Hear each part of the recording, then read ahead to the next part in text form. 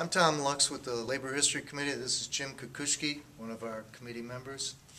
And one of the first projects we had here, and our district secretary treasurer and president asked us to do it, was to fill the walls with some of our history. We were first organized in 1935. So we spent quite a while looking through archives and got old pictures of our members working back in the 30s. The way we used to pressure test was soap. Here's a 314. That was one of the last props in the 30s.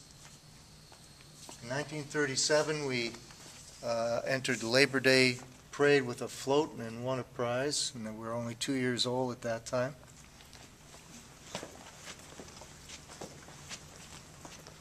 Some of our contract meetings in the 40s, building the military equipment for World War II.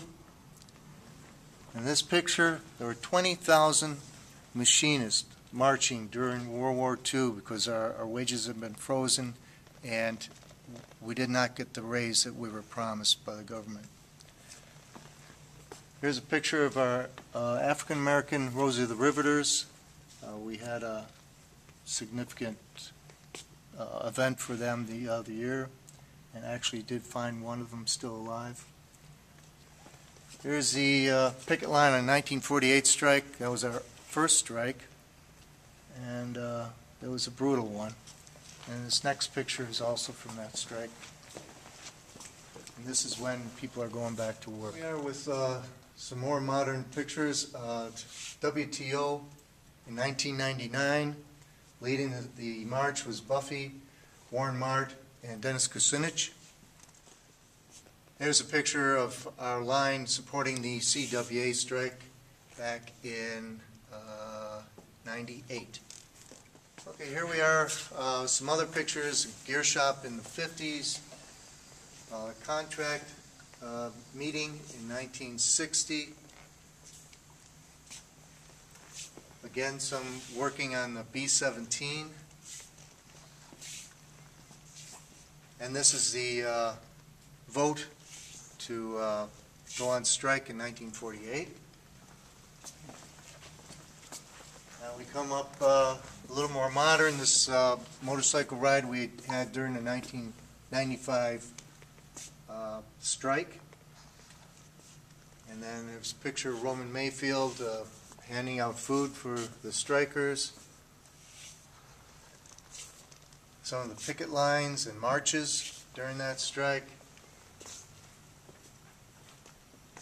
And here we have a collage of pictures from the 60s, different contract votes.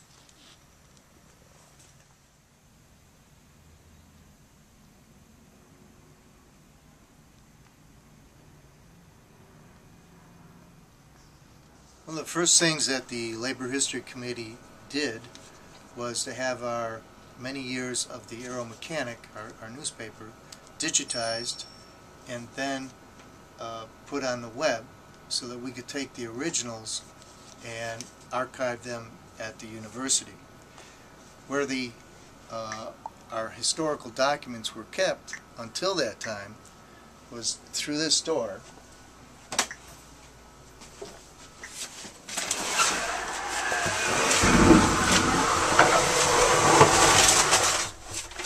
Into this old dark room, and they were down in these cabinets bound. So if there was a fire or some other tragedy, all that history would have been lost. So that's why we thought that was a very high priority.